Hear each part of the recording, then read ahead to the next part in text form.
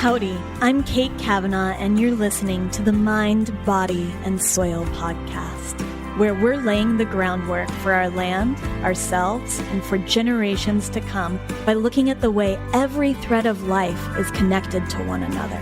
Communities above ground mirror the communities below the soil, which mirror the vast community of the cosmos. As the saying goes, as above, so below. Join me as we take a curious journey into agriculture, biology, history, spirituality, health, and so much more. I can't wait to unearth all of these incredible topics alongside you. Hello, and welcome to the Groundwork podcast, formerly the Mind, Body, and Soil podcast, where we are exploring the threads of what it means to be humans woven into this earth. I am your host, Kate Kavanaugh, and it is such a pleasure to be here with you each and every week.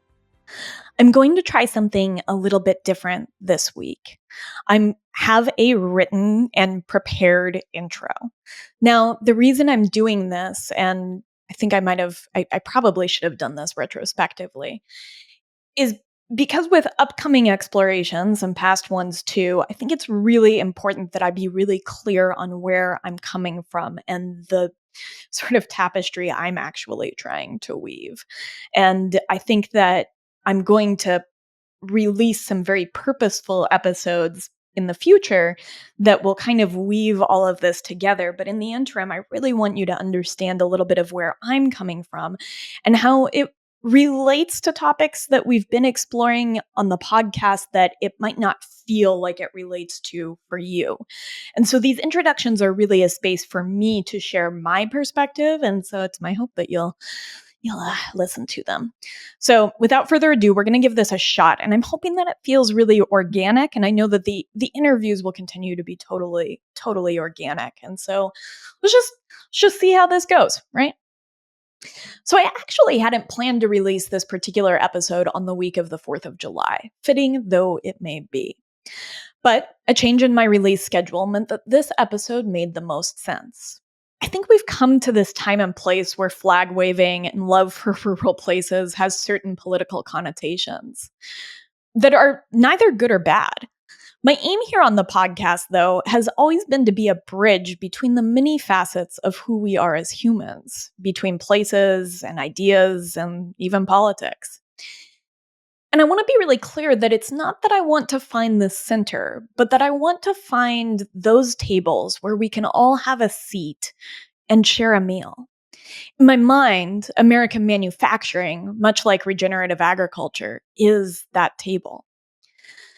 I started this podcast exploring agriculture because it felt like it was a place in this woven tapestry of our world that tugged at a lot of threads at once. Looking at agriculture meant looking at the health of the environment, at human health, and at the health of communities.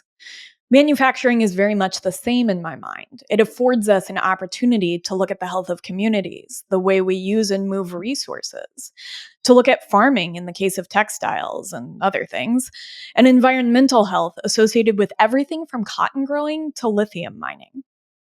It's another center of a deeply connected web, and this time, in many ways, it's really about the web of globalization that ties our individual lot to the rest of the world of individuals. You may have listened to the episode that I did with Rachel Slade and her book, Making It in America, where we really explained many of the events that led to the offshoring of American manufacturing and to NAFTA, the North American Free Trade Agreement that really changed manufacturing in 1994 and what that meant for Americans. Something that we'll cover in coming episodes is a question that I keep asking myself, which is, what happens when the motivation for development in other countries is mining the cheapest source of labor? All over the world, the quest for ever cheaper labor has wreaked havoc. It's irreparably broken lifeways. It's made the worst of American culture our biggest export, along with diseases like diabetes. It's disrupted the very fabric of other places so that the fabric we put on our backs can be ever cheaper. When I talk about bringing jobs home, it's not just a sense of pride in America that's motivating that, but it's for us to bring into focus the costs environmental, social, psychological, to a place where we can hopefully gain clarity in our own backyards. And I mostly, other than just right now, avoided using the term NIMBY or NIMBYism in this intro. In all of my exploration of supply chains, it's been really clear to me that it is often the farmer, the laborer, the miner, the people working the machines, the stitchers, the seamstresses, the people that close the toes on socks, that get the short end of the deal.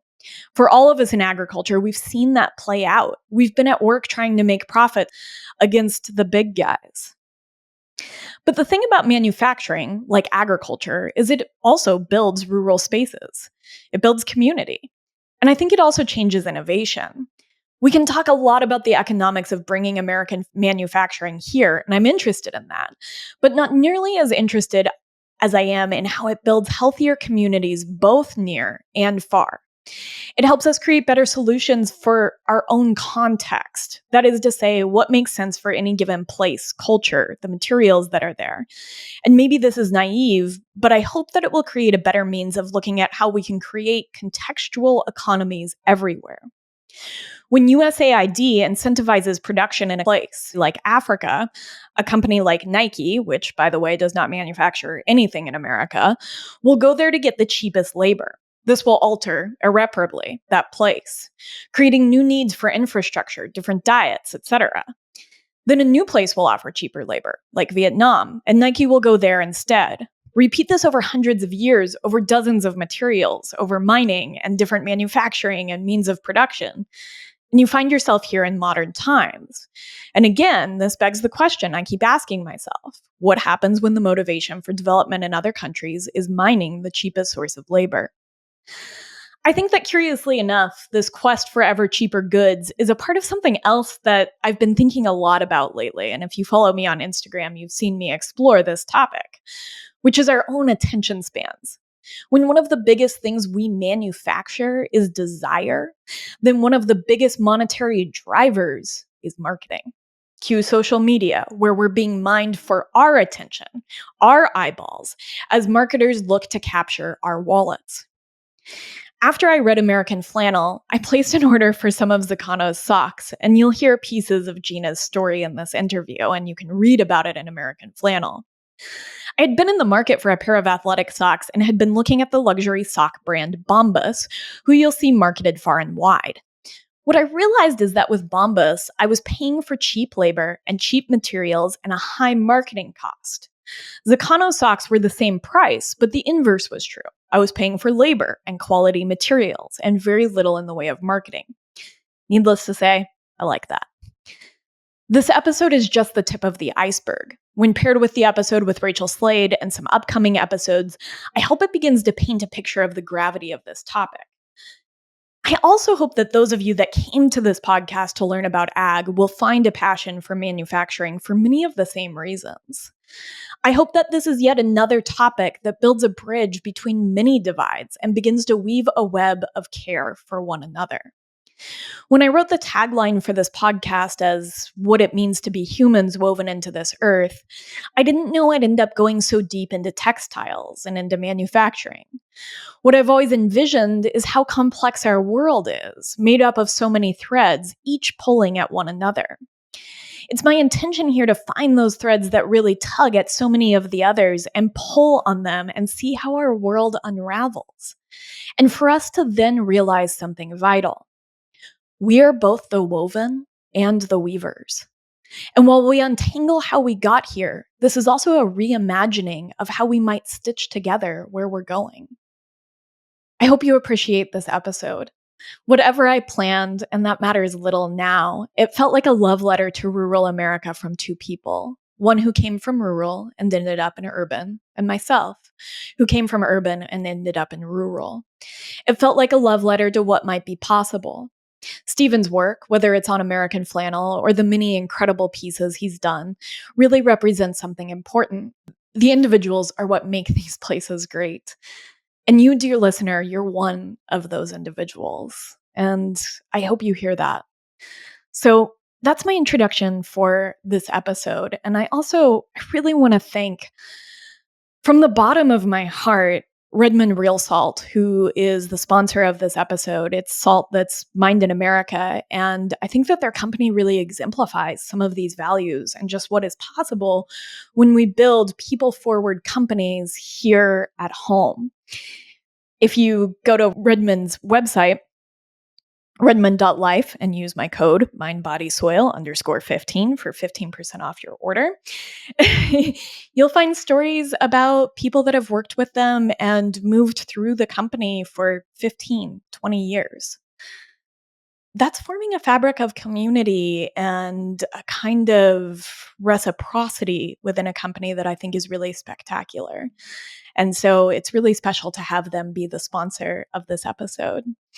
I hope that if you're enjoying these explorations, if you want more, you'll hit the subscribe button, that you will send this podcast to somebody who you think might also enjoy it, as that is the main means in which people find new podcasts. And I very much want people to find this podcast.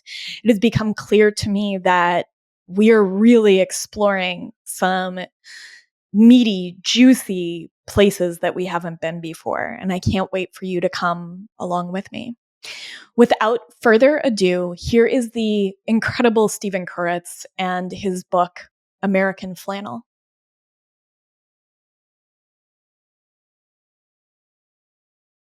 I don't always start with the person, but I spent some time reading about you and about your life in rural Pennsylvania and your piece on libraries and your piece on being a pen boy.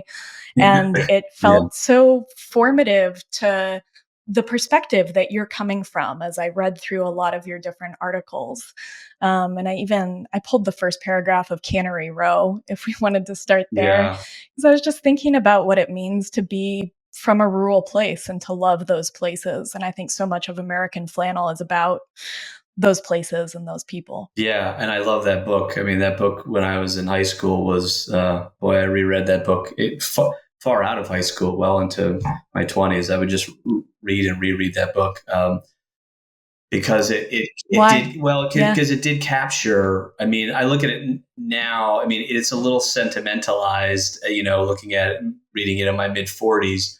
But at the same time, it also captures small town life and really the kind of characters that you find in small towns. I mean, you're living in such close proximity to people, and you know them so intimately that they their quirks and their character traits, like they become identifiable through that. And there was such a charm to that book. But yeah, so I grew up in central Pennsylvania in the mountains, basically, and it's a small town, but it's kind of like a uniquely isolated small town. The nearest town is 30 miles in any direction. And the town itself sits in a river valley surrounded by state forest preserves. And it's about 1,500 people and one red light. So, small. It's such a specific way to grow up. I mean, my father's side goes back 3 generations. My mother's side goes back 4. The people in the community, it almost feels like a large extended family. And, I had lots of aunts and cousins and distant cousins, and that's, that's the common story there. And there's all this kind of rich history where, I went to school with kids who my father went to school with their father, and my grandparents went to school with their grandparents. So it just, it gets in you. I mean, it just gets in you when you grow up that way. I mean, in terms of community and roots, you feel like it's hard to replicate that. You move off to someplace else. In my case, I went to New York City, which is the exact opposite of my tiny hometown, and, moved there and didn't know anybody. And so it's wonderful in one way. It's freeing. You can kind of write your own story, and you get away, of some of those identities that maybe you had or that your family members had, and and as a consequence, you get sort of stuck with. But in other ways, there's just no way you can replicate 4 generations of family community roots. And so ever since I've left, I have longed for it, and I kind of have this internal battle where one part of me wants to go out into the world, and another part of me wants to be in that community. And so in my work and in my writing, I write all kinds of stories. You do. And I spent years as a correspondent for the city section of the New York Times covering Manhattan. So I was deeply immersed in the city, but at the same time, I try whenever I can to write about rural America, to get out of New York, to uncover those quieter stories, to write about people's conflict, their bonds and their conflicts with small places. I just did a piece a couple weeks ago about bag balm, which is this. I read that. It's this rural beauty secret where it was invented in 1899 to treat chapped cow udders. I've used it on cow udders. So it was this Vermont product for many years, and then recently TikTok discovered it. So that story took me to far north Vermont, to the factory, to the bag balm factory, and took me into this world of dairy farming. I love that. I just love those kinds of things. And the book, it is my perspective as someone who grew up in rural America and in working class America infused the book and this whole project. I just loved it, and I read your piece about bag balm. So I live on a farm on the New York Vermont border. Oh, okay. So I've worked in ag for the last 15 years, and so I think that there's a kinship. Yeah, and I'm coming from an urban place I live in a town outside of the one stoplight town. Right, the town that doesn't have a post office anymore. Yeah. So the town I live in isn't my mailing address. And I have a love of small town America. And I think that something that you did was you wrote these captures. And I think I do want to actually read just this little snippet of the first paragraph of Cannery Row, because I think you capture something, and it harkens back to, Stephen King is on the dust jacket as a blurb, which is so special. And I heard you talk about that with Mike Rowe, so I won't make you retell it. But so much of Stephen King, right, is also about small town and relationships and characters and those things that tie us to place, those histories that tie us to place, and grief. I think a lot of Stephen King is about grief, but I'll read this little snippet from John Steinbeck's Cannery Row.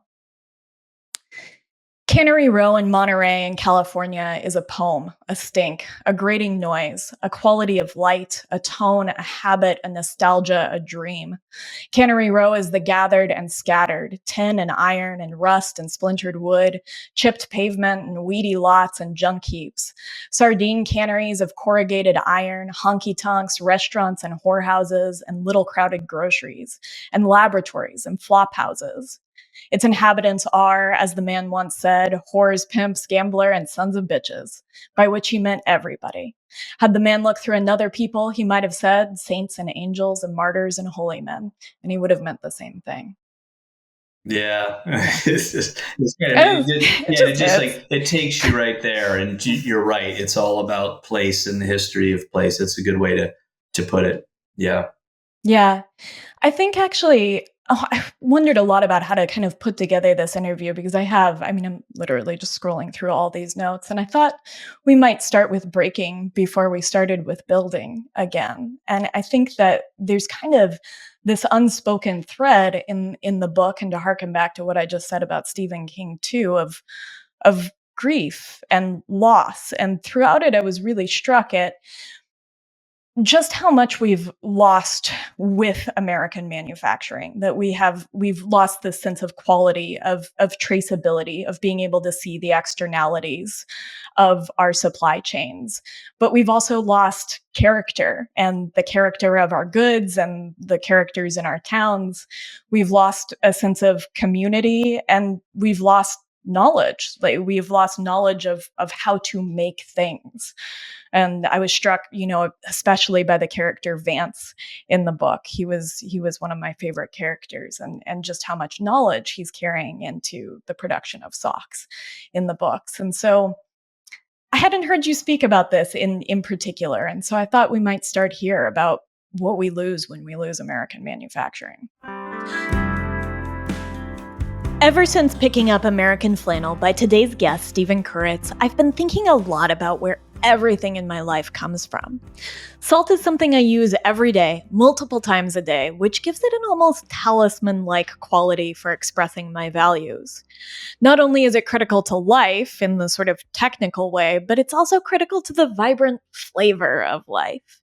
And I love that my salt and the sponsor of today's episode, Redmond Real Salt, is mined right here in America. In the heart of Utah, Redmond Real Salt is mined from the remnants of the ancient Sundance Sea, protected from modern pollutants and microplastics. It's the best salt in the world, with an earthy and almost sweet flavor that will turn the most simple dishes into something truly delicious.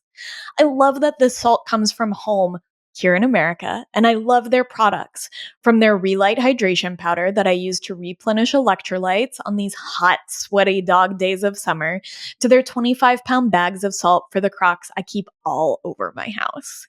But to me, Redmond isn't just about the salt, it's also about the people. And I've gotten to know the people at Redmond a little bit better over the last few months, and I've been absolutely blown away.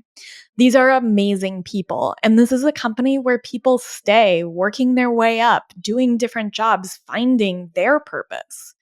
They're building a company, but they're also building a community and putting their values of purpose and curiosity at the forefront. As you know, I wouldn't just work with any sponsor. I want the people I work with to be truly aligned, to be great in every way. And Redmond, well, safe to say they're my dream sponsor. Not only is their salt, clay, and other products absolutely incredible and of the utmost quality and care, as well as American-made traceability, they're also incredible people who are creating the kind of company and communities that Stephen and I are talking about in this episode. If you want to support that vision, support Redmond, and support me, you can get 15% off Redmond Real Salt products using the code MindBodySoil_15 for 15% off Redmond Real Salt products by going to redmond.life. Again, that's the code MindBodySoil_15 for 15% off when you go to redmond.life or hit the link in the show notes. And now, back to my conversation with Stephen. Yeah, I mean, I think you just said it very poetically. I mean, you're right, and you know, I, I wanted to tell. I felt like I had things to say about America and where the country is, where the country was, the country over the past 50 years. I mean, I'll just dip back into the personal very briefly. My town was a one industry town. The Pennsylvania Railroad had their maintenance shops in my hometown, and so the maintenance shops, the railroad started to go into decline in the 1950s, all the way through the 1970s, and the shops closed in the 70s, and a few fly-by-night industries tried to come in the early 1980s, mid 1980s, but they failed, and so my town has had no industry since maybe mid 80s. And I saw firsthand what that does to a community. It makes people move away for opportunity. You have no choice but to move away. So the graduating classes, it's a small community, but, over time, a bigger and bigger percentage of the graduating class would leave the area. Whereas when there were jobs in the area, and if you loved the area, you had no reason to leave. Your family was there. your identity was there, your job was there. It makes people drive 50, 60 miles one way for work. Yeah. It turns the town into it sort of saps the town of vitality and energy, and purpose, because that's what work is. That's what work does. And, so the business district started to wither. When I was growing up, there was a five and dime and a hardware store and a flower shop and a shoe store and a men's clothing store, all these things, they're all gone. Then the buildings sit empty, and then buildings can sit empty for a few years. But if you have a building from the early 1900s that's sitting empty and unmaintained for 10, 20, 30 years, the buildings start to crumble and the houses, and then you start to have to tear them down. And so that story is a story that played out all over America. In the case of my hometown, it wasn't because the jobs were outsourced to China. The railroads simply left, and for various reasons, no other industry went in. In other cases, the jobs were outsourced, or the industries died for one reason or another. And so it happened in small towns. It happened in medium-sized towns. It happened in cities like Buffalo and, Dayton Detroit. and Detroit. I mean, absolutely. It happened in all these places. And you're right that, there is a kind of grief that comes with that, but it's this quiet grief that you don't know what to do with, and your life goes on, and there's no place in the public square to really talk about it. And America is all about progress and the future and creative destruction. And so, let's deregulate and ship everything offshore. And, yes, we lost all our manufacturing, or a lot of our manufacturing. Yes, whole communities were hollowed from the inside out. But, and then there's the but, we got cheap flat screen TVs and VCRs and microwaves and jeans and sneakers from overseas. And if you were in the stock market, you did really well, because all the money that the companies saved by going overseas, they bought back their shares. And so, this thing was happening all through. I was born in 1976. And this thing was happening all through my life. I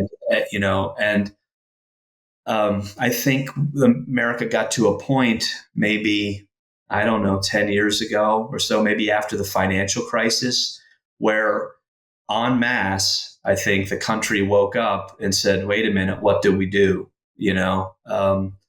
Was it a good thing to do what we did 40 years ago and, lose our manufacturing base in exchange for these cheap goods? And really, what did we lose? And you found that that grief turned into anger in many cases, and frustration. And, you're talking about a half a century. It's like my hometown has not prospered for a half a century. That's a long time to be. It's not some sort of dip and then you come out of it.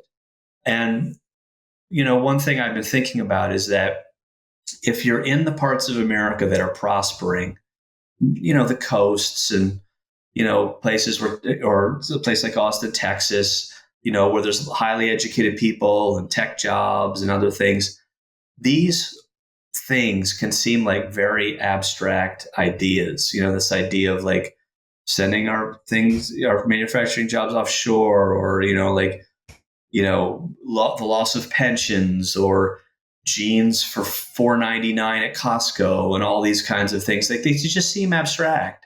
Yeah. But if you have lived it, if you are from one of these places, they are absolutely not abstract. They're very real.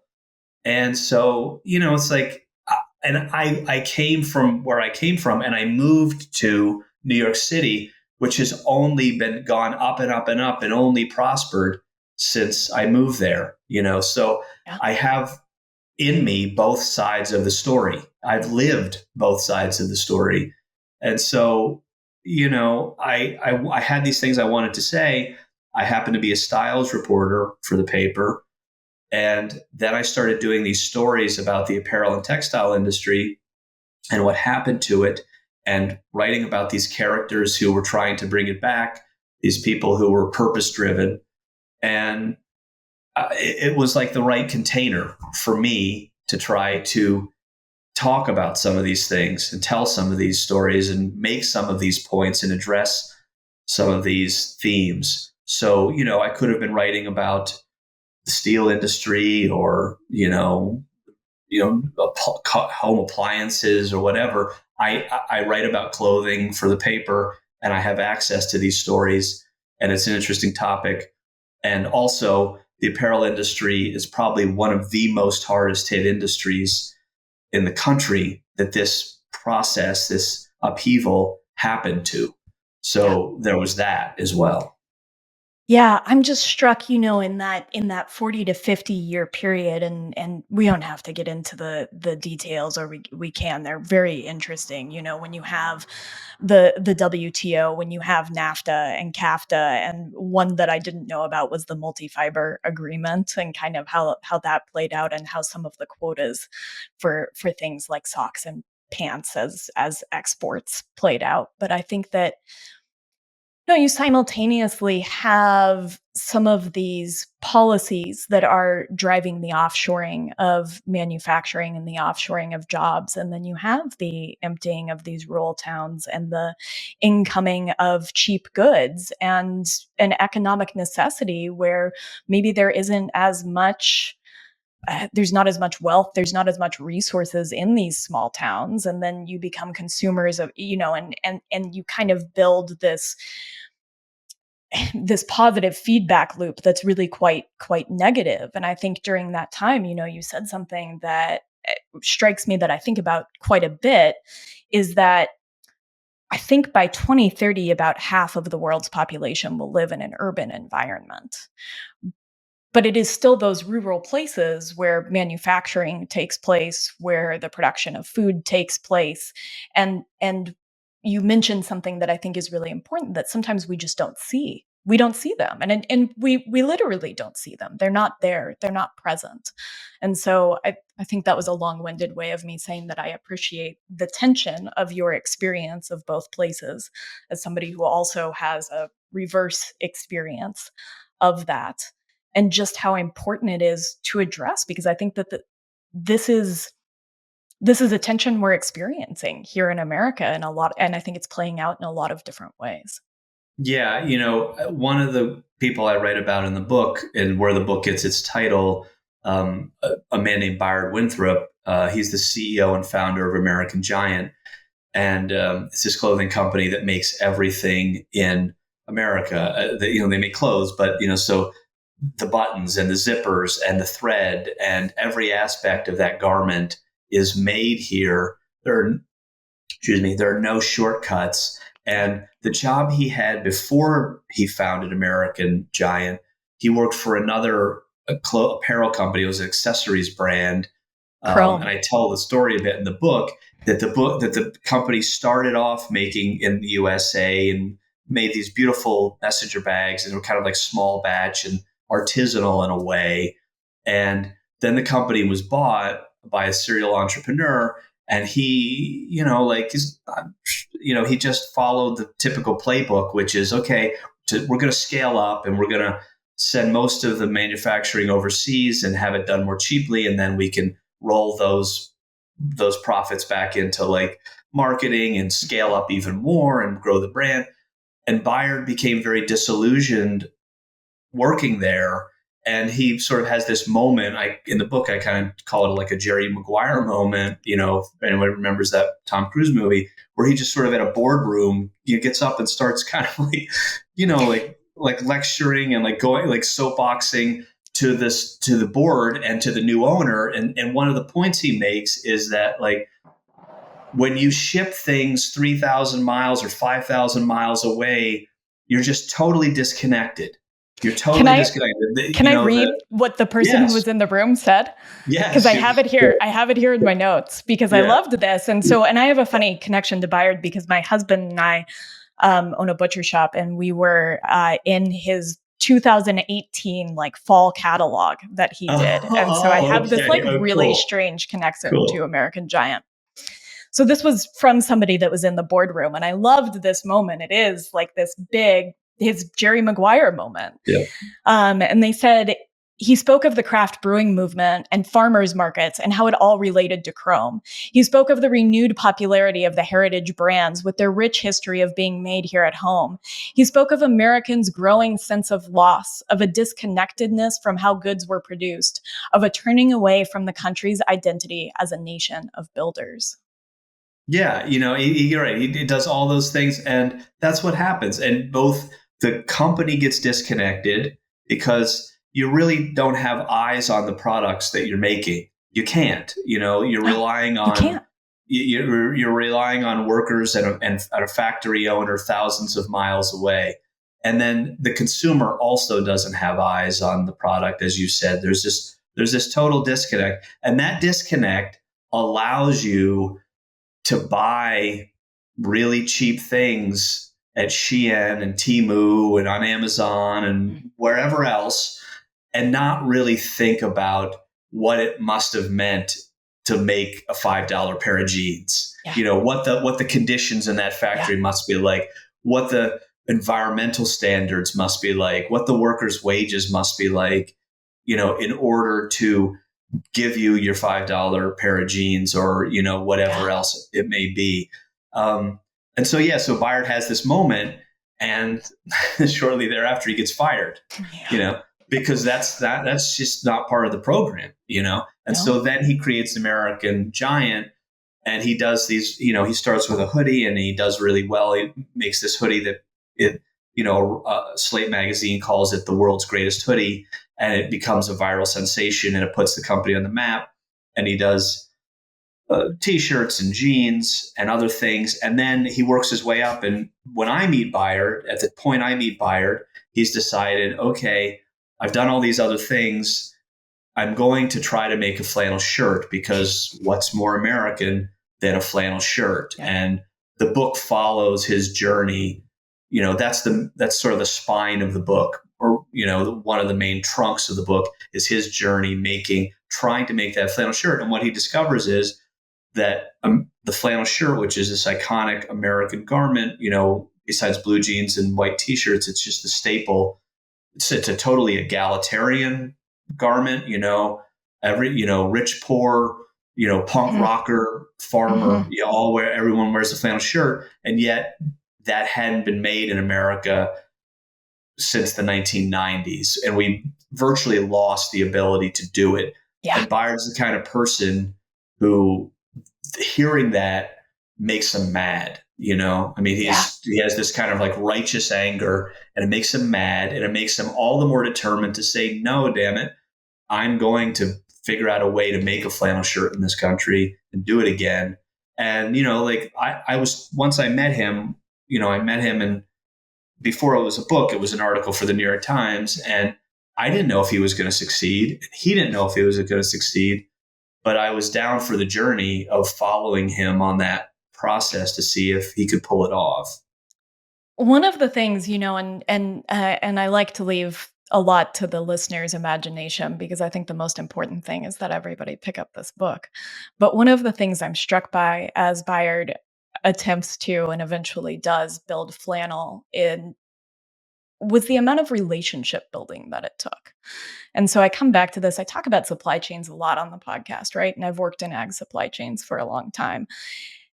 But this is about relationships with yarn spinners and yarn dyers, and finding somebody that will nap the flannel and get the right nap, and have that aspect of manufacturing also as craftsmanship, that this final piece of flannel is art, and it's built out of relationships, and it itself is a vibrant product. And I couldn't help but relate that vibrancy back to what it's restoring in this sort of chain of pretty close-knit relationships that he has to build with various manufacturers in North Carolina and Vermont and all of these different places. Yeah, he couldn't do what he does without those relationships. And so much of the industry has gone offshore that the people that are left, and I write about this in the book, and this is one of the other things that sort of fascinated me is like,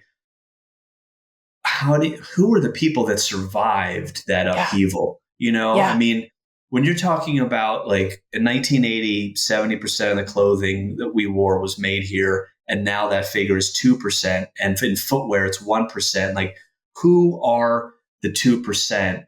And when they have to compete against factories in Bangladesh and India and Vietnam and China paying just an absolute fraction of the wages that they pay, how is it that they are able to survive? And what I found was, in almost all cases, like, they're just so good at what they do. Going back to your point about, what you said earlier about expertise and the skill that comes inside of a factory. Like, these people that survive, these companies that survive that Bayard partners with, are just, they're tenacious and they're survivors, and they've figured out a way to compete in the global marketplace at a great disadvantage. And so when he has this idea, he pairs up with a guy named James McKinnon, who is very different than Bayard. Bayard had no history at all in the garment industry. He comes from this blue blood family in New England.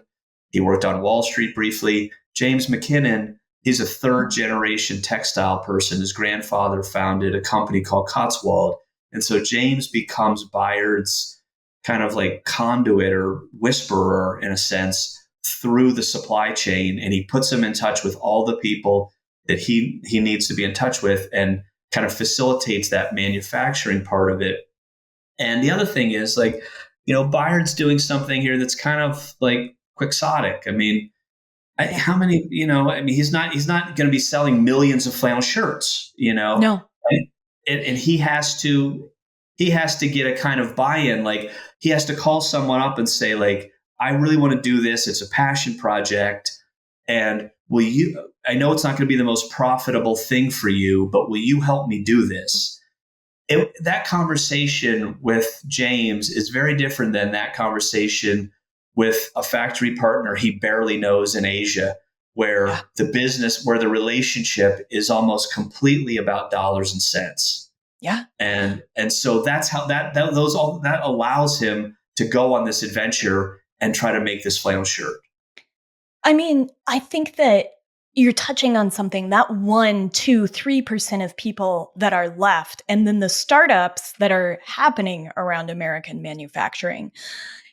There is this commonality. You call it at one point a sort of inner disposition. Yeah, you're speaking about Gina from Zkano, but you call it an inner disposition. There is, and it reminded me a lot of people in ag, right? Like, you have to have some grit, some determination to be on a mission, to willing to carry risk for yourself, for your family, in order to enter into something that isn't going to be profitable in the same way that these companies that are offshoring or, the big four packers are going to be profitable.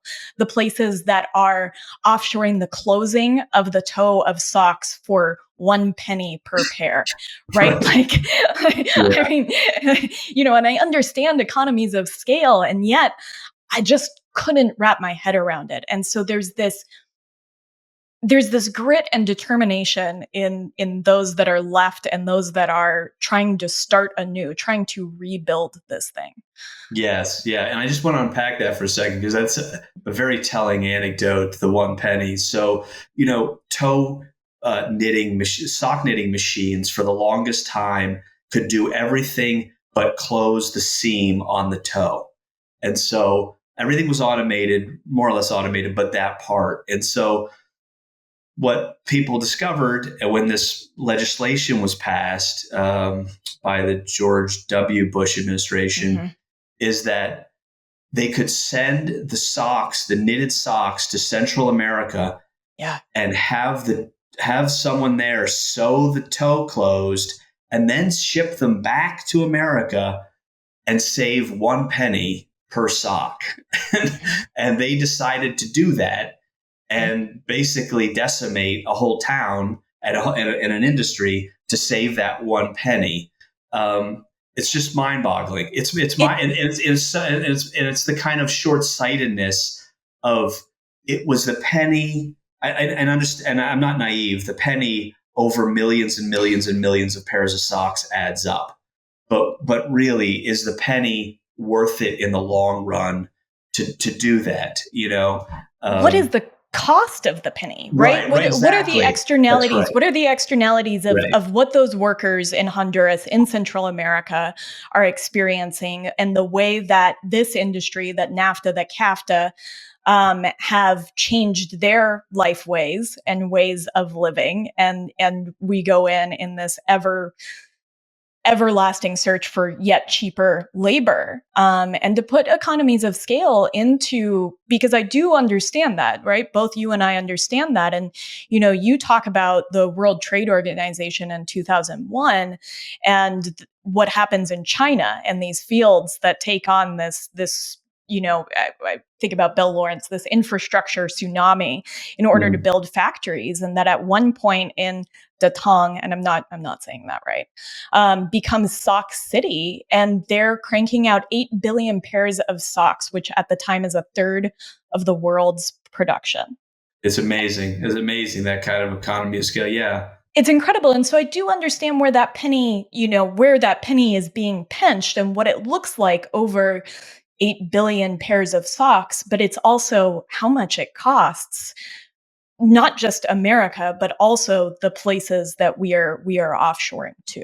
Yeah, no, absolutely. And also going back to another point, like I think there are a lot of parallels between ag and the characters I write about in the book. I mean, there's that sense of family history, generational history. The farm gets passed down, the land gets passed down in a similar way that the textile mill gets passed down. And these bonds go deep, and it's more than a job. It's a way of life. And you mentioned Gina. I mean, again, like, Gina is the other pillar or the trunk of the book, and she's somebody she's from this town in Alabama called Fort Payne, that was the sock capital of the world for a century, and until the early 2000s. There were over 120 mills there. It's this amazing place of ingenuity and entrepreneurship and togetherness. And the community's whole identity was as sock makers. They used to, they had Hosiery a festival week. every summer, Hosiery Week. And one guy described it to me without irony as like Mardi Gras, but for socks. Yeah. Like, the whole town got together and had all the mill workers got together, and they had a state cookout and softball games and golf tournaments and things. And these are the kinds of bonding things that, again, can seem abstract if you're living in San Jose or Palo Alto or, Brooklyn or some other place. But these mills were deeply entwined in the community, and they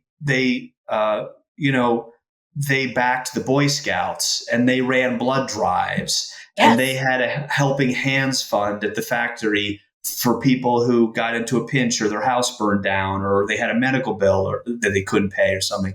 And then, like when you see all that go away, it's not just the building that goes away. Mm-mm. All that goes away too. All that sort of community togetherness goes away and people scatter. So Gina grew up in this environment, steeped in this. Her family, her parents, Terry and Regina, ran a sock mill and did well for themselves. They put their children through school. They were able to buy a piece of land outside of town and build a house, and, like the middle-class American dream. And, and then this tsunami happens, and the whole industry goes to South America and then goes to Asia, and almost all of the mills in Fort Payne closed. And so Gina decides, when she's in her mid-20s and sort of flailing about and having a quarter-life crisis, and she doesn't know what she's going to do, she decides to go back to Fort Payne and help save her family's sock mill and create a sock brand of her own, making organic fashion socks. And the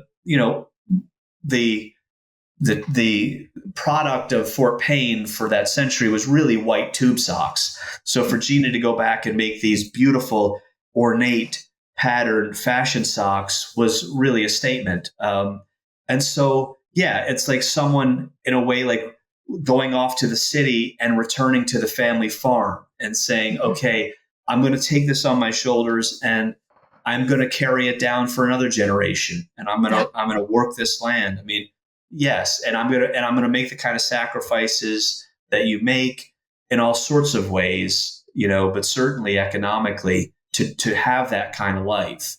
So yeah, these are really people who, like they have a kind of inner disposition to do this. You have to, I think. Yeah, I do too. And I think, as you were speaking, there's Wes Jackson was a companion and friend of Wendell Berry's, and they spoke together about the idea within agriculture of homecoming, of what it means to maybe you leave and you come back home to the farm, or maybe you're not from the farm and you find a sense of homecoming and coming back to a rural place and building that sense of community. And I think the gentleman in the book that was talking about Hosiery Week, which I wish I could attend. It sounds amazing. I know, me too. Me too. He said that, what they had built in Fort Payne was commonality among the folks, a common purpose. And I think that common purpose unites small towns, unites people together in community, and has all of these positive externalities that you don't consider. Some of what you said, those social benefits of blood drives and sponsoring Boy Scouts or Girl Scouts or the baseball team or whatever that is. Yeah. That this isn't just about economics, it's also about that social fabric and relationships on all these different scales, right? The relationships within a town, the relationships amongst manufacturers and suppliers and brands like American Giant or like Zkano socks. Yeah. And it's about community. Yeah. Yeah. And it's also, the other thing is that, and this is another sort of big theme of the book, it's also about craft and quality. And, you had mentioned that early in the conversation. I mean, really, like Gina is all about making the best socks she can make. And she sits there. I've watched her, I had this moment with her where she's in the factory and, I write about it in the book where she's making a camellia flower on a sock. It's really ornate to do this. She's basically painting in yarn, and her and this employee named Rhonda, they are sitting there going back and forth. They get a sample and they look at it and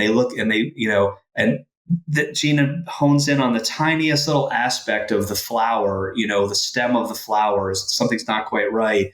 And they go back and they try a different color and they change the colors up a few times. No, put this color on the stem and put that color on the vein. And it's so detailed. That's the kind of care that's going into these socks because Gina's sitting there on the factory floor working with Rhonda and working with Vans to make the socks. And when you're buying the socks are certainly more expensive than the socks that you get at a big box store. I mean, it's like $16, $20 a pair. And I understand that everybody can't afford to pay that. But, there's a quality and a care that goes into that. And I found that again and again in reporting the book. And I'm from the fashion world. I read about fashion, and so much of fashion is about marketing. And it's about what famous person do you have in the ad campaign? What famous photographer shot the ad campaign? How are you going to market it? What's your social media strategy? What's the latest trend? How are you on trend?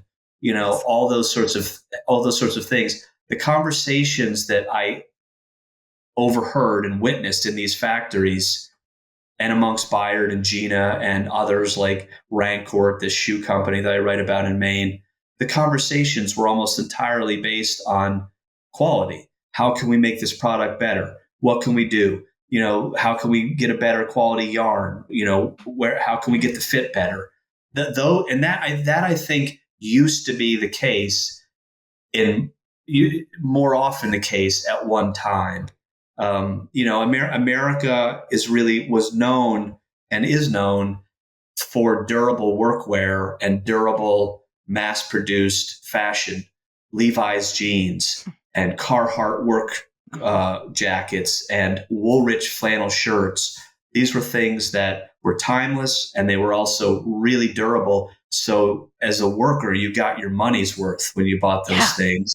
And Red Wing boots, which is still a big name.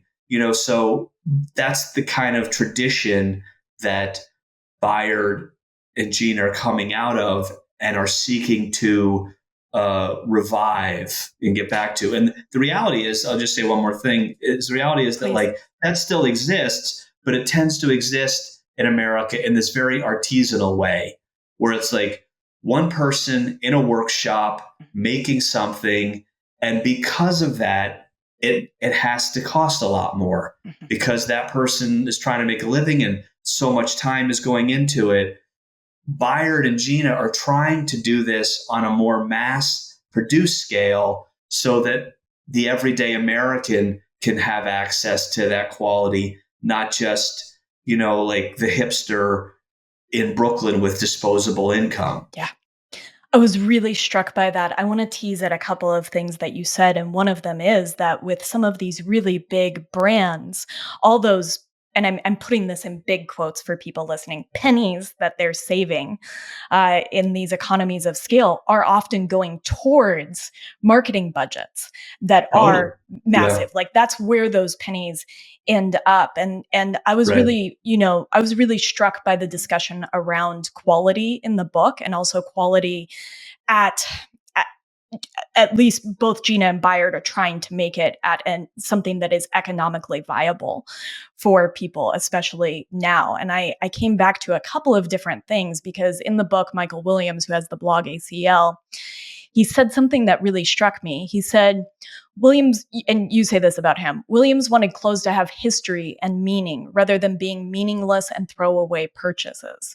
He became a leading proponent of a philosophy known as buy quality, buy once.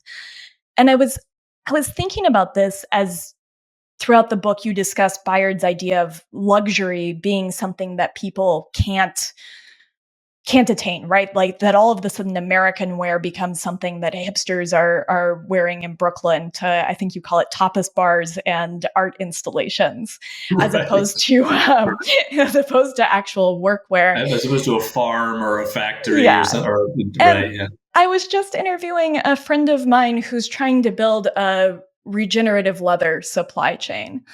And she said something that really struck me that I'll kick back here. She said, luxury has kind of come to mean, in a way, perfection, homogenization, and exclusivity, aspirational things. I would love if there was a remembering of what is truly luxurious, something that is steeped in story and terroir and character. And we were talking about, her name is Kate Havstad-Kassad, but we were talking about clothing. She's one of the people who I made listen to your book, and we've been talking about it all week. And we were talking about clothing, but we were also talking about food. And so I love that what you bring forward is people attempting to do quality at a price that is at least more accessible, maybe not to everybody, but really trying to make it about affordability. Trying to do quality in a way that is simple and in a way that has a lasting quality and is also about story. That quality is about the people sitting on the factory floor coding and picking the perfect yarn for a camellia flower, or dyeing yarn and trying to get the perfect nap on a flannel shirt. Yeah, I think this awakening happened in the early mid 2000s, and I witnessed it. I lived in Brooklyn for 20 some years, and I watched this happen where people kind of woke up about food. They really like farm to table. You saw farm to table restaurants. The omnivore's dilemma effect is how I think about it. Yes, very much so, and to some extent, people had the same thing about coffee and microbreweries, which are big in New England and other places. And, but fashion, clothing is just, I don't know, it's like, I don't want to say it's impervious to it, but clothing is another thing. It's like at some point along the line, the American consumer, the Americans only had so much to spend. Okay. Yeah. And the average American hasn't had a real wage raise in 40, 50 years. And there's only so much money to go around. And Since all of those things, like, just to harken back to yes, the beginning of our conversation, well, like, that's right. those 2 Since things are so related. like it's not an accident. Yeah. It's not an accident. These things started to happen in the late 70s, early 80s, and Americans haven't had a wage gain really in like inflation adjusted terms since then. But so people were more willing to treat themselves for the coffee and the chocolate Hmm. bar Interesting. and the farmers market and the clothing. I mean, these things still to some degree are kind of bougie, and you find them in like places with a lot of there's not a farmers market in my hometown. There's a farmers market in Union Square, in Manhattan. But I do think there like more and more people sort of woke up to quality food and healthy food and the environmental aspects of your food and the choices you make. But with clothing, there's a sense of like novelty around clothing. Mm. Clothing is often trend based. Apparel is often trend based, and there's so much marketing towards you, and all that marketing is focused on you throwing out everything you Yes. wore in the spring for a whole new wardrobe in the fall, and then next Psychological fall, obsolescence is right, how I think exactly, about this. and then in the next fall, a whole other new wardrobe, and so there is this kind of resistance where people kind of resist spending $150 or $120 on a flannel shirt, which I can't remember what Bayard is selling it for now, but originally I think American Giant's flannel shirt was something like $110, $120. And people may like, I don't know about that. But, they may spend that disposable income on a really nice meal or a vacation or, a big pickup truck or Yeah. whatever. You know what I mean? So, like part of the book and part of what Michael Williams does, and I really I admire Michael Williams so much. He's like the Pied Piper, and he's been so important to these companies. But is to just think about like, okay, yes, you're paying more up front. Okay. If you buy the Red Wing boots, you are paying more up front than if you buy the cheapo construction work boots at a big box store. But, or the flannel shirt or, these other garments. But think about the long term. And I would argue that if you added up all the cheapo shoes you bought, you could have bought one really beautiful pair of shoes. Yeah. I bought a pair of moccasins from Rancourt and Company. They're hand sewn. They're some of the last people in America that do hand sewn shoes. If I care for those shoes, I will have those shoes for 20 years. I mean, Yeah. they're timeless. They're all. It's like they're leather moccasins. They're never going to go out of style. And Rancourt has this program where you can send the shoes back and they'll resole them for you. So Amazing. it's just this sort of psychological hurdle of when you see the initial price and you think, yeah, but the shoes at Target are like $19.99. Why would I pay $200 when I could pay $19.99? And so you have to think about quality and try to be mindful of it. I try as much as I can, and the reporting of the book made me more mindful, I think, about this. My dog is barking. Let me. Totally fine. We've had a lot of dogs on the I podcast. got a, We I embrace got a, this. I have a yappy little dog We who thinks embrace he's the dogs. guard of the house. But yeah, so it's a mindset. That's a mindset too. Really thinking about your purchases. I mean, like you said, your husband ran a butcher shop. It's like that like to go in there, I want to support you and what you're doing rather than buying. And I believe the quality is better too, rather than going to like the supermarket, like the mass Yeah. supermarket where it's cheap and I have no idea where it came from. Yeah. I mean, I think that I think you actually brought up a really interesting point about the sort of cognitive dissonance that exists between food and clothes. and how much that is the fashion industry is manufactured to have this sort of psychological obsolescence as you move through seasons and trends. Yes. And in some ways, that's what's interesting about that sort of workwear and American flannel and socks, is that it's always been a staple. Those things that are staples, the white T-shirt, the pair of jeans. And I think that's an interesting thread to tease at. But I also, as you were speaking, I have a pair of cowboy boots that I've had for 14 years. I've resold them many times, but they're still in there, and I paid a pretty penny for them, but they should last another 10 to 15 years if I take care of them. And so this is about really shifting that mindset into throwaway culture. And I don't know, have you read Oliver Franklin Wallace's Wasteland, where he follows the waste streams of fast fashion? No. Oh, I'm it's sure it's horrifying. eye-opening. It's eye-opening and Yeah. horrifying. He has some great work, but where it ends up, because all of this eventually ends up as waste streams, and it's full of plastic and Yes. it's full of pollutants, and it gets offshored to other countries and becomes other burdens and other Right. environmental disasters that, Right. again, we can't see We don't that have to piece see it. either. We don't have to see it. We don't Yeah. have to see it get made, and we don't have to see it break down or not Right. break down, as it were. And so to bring this home to me is really it's about seeing. It's about seeing the people, it's about seeing the quality, it's about seeing the externalities, whether those are environmental or social, some positive, some negative, right? But that being something that is made visible to us. Yeah. Yeah. I mean, you have to think about, and the book sort of raises this question of what kind of country do we want to live in, and do we want to live, the consequence of sending, there's so many consequences of sending our manufacturing overseas. But one of them is that we don't make things here anymore, and including vital things, and,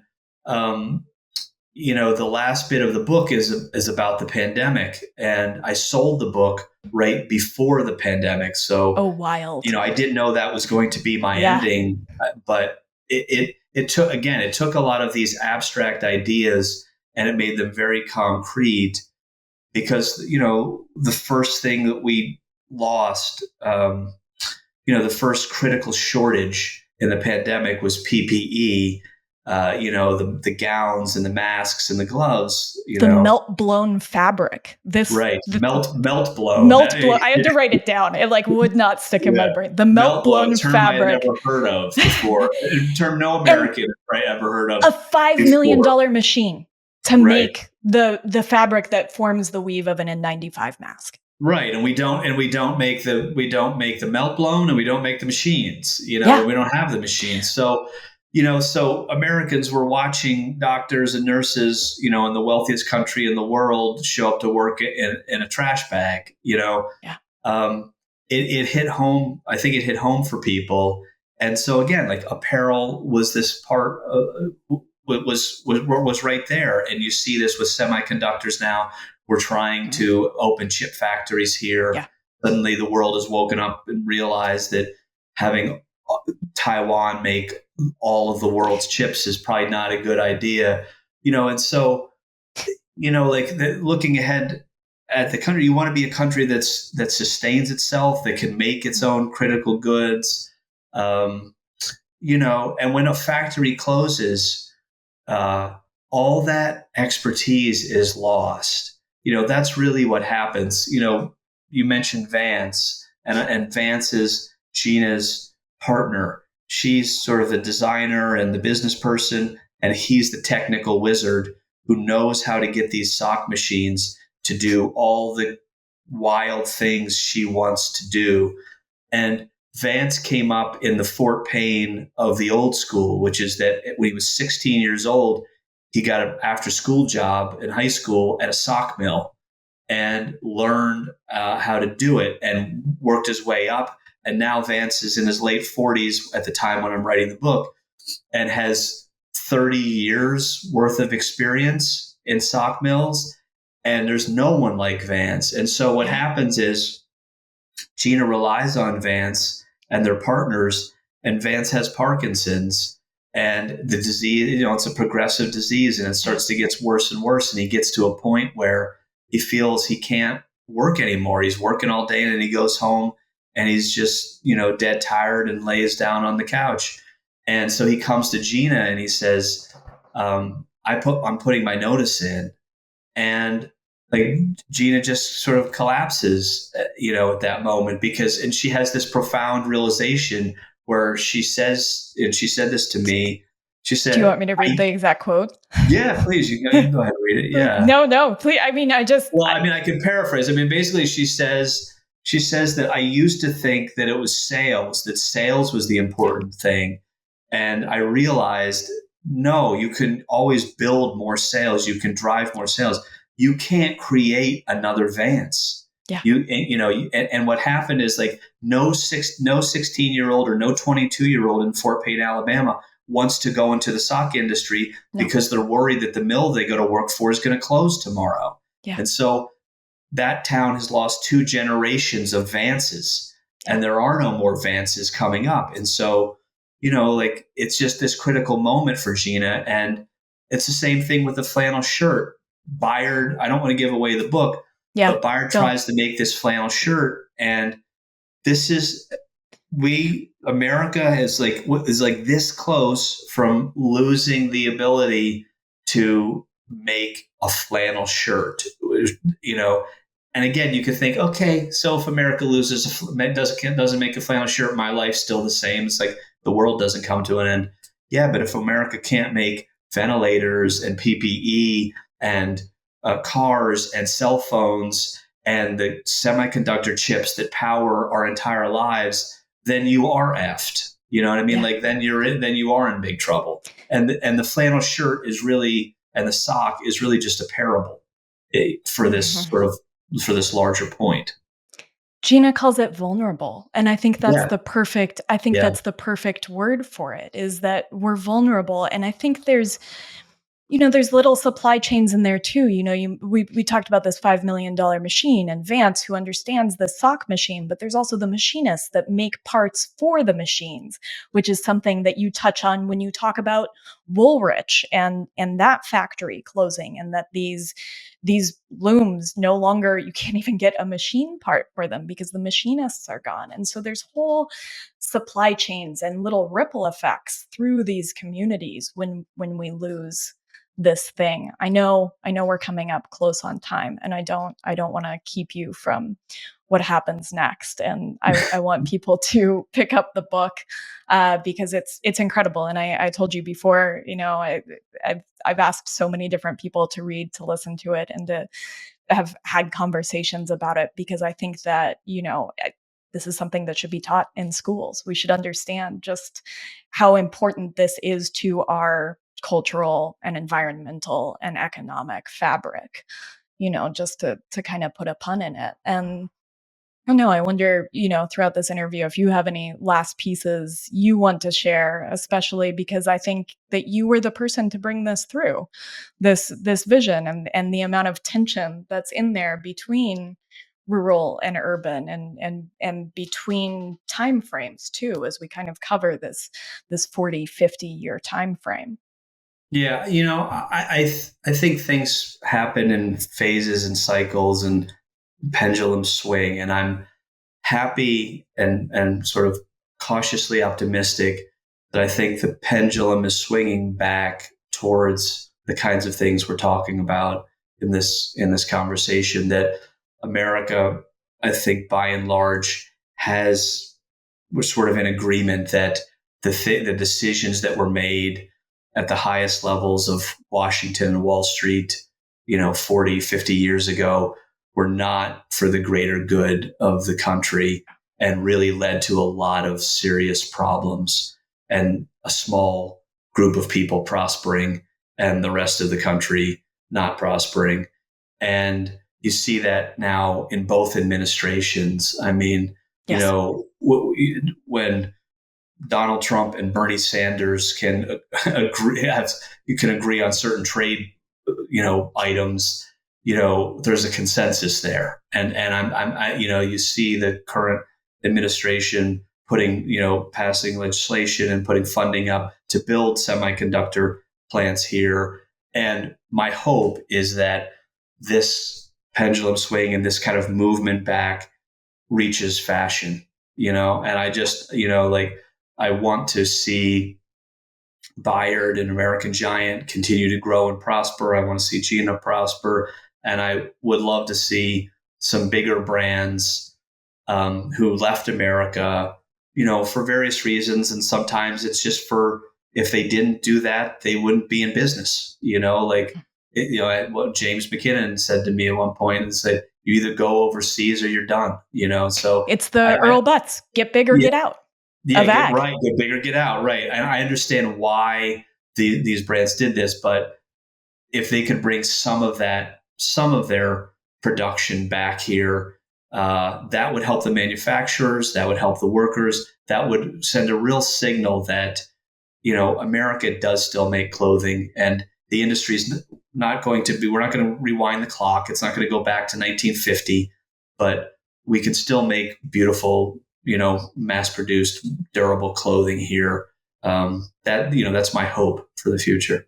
Yeah, it's my hope too. And I just want to thank you for writing this book. It's stunning. It is full of great characters and so much texture and vibrancy. And the towns are characters too. And I just want to thank you. It's an incredible book. And thank you for sharing a little bit of your personal history on here too. I think that really ties it together, and for sharing this parable, because I think it matters. Well, thank you for your close reading of the book and for having me on. I appreciate it. It's been a good conversation. Yeah, absolutely. We'll have links to the book and to your website and some of your other articles in the show notes. Is there anywhere else you want to make sure people can find you? I have a website, but I don't care. Yeah. Well, Stephen, thank you. Thank you so much for listening to this episode of the Mind, Body, and Soil podcast. If what you found resonated with you, may I ask that you share it with your friends or leave us a rating and review wherever you listen to podcasts? This act of reciprocity helps others find Mind, Body, and Soil. If you're looking for more, you can find us at groundworkcollective.com and at Kate_Kavanaugh, that's KATE_KAVANAUGH on Instagram. I would like to give a very special thank you to China and Seth Kent of the band All Right, All Right for the clips from their beautiful song Over the Edge from their album The Crucible. You can find them at All Right, All Right on Instagram and wherever you listen to music.